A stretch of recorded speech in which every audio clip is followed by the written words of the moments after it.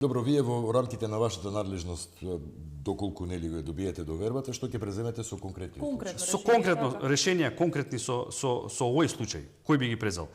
Примарно, прво, тоа ќе бидат долгорочни решенија.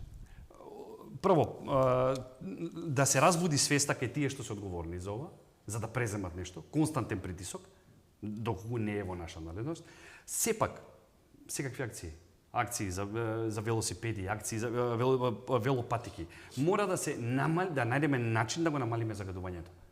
Ние, ако се сеќате, во времето на нашата локална самоуправа, имавме една компостана со европски пари донесена, која никогаш не профункционира. Знаеме што е компостана, преработка на ѓубриво и прави хумус. Нешто што го употребува од лисијата се. Не ја употребивме никогаш.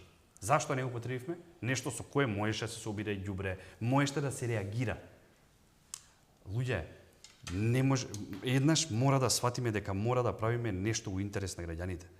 Не може само да седиме да се префрламе одговорноста горе-доле. Да, општината има ингеренции да даде субвенции за клима уреди, да не се гори и да ги зголеми инспекцијските надзори.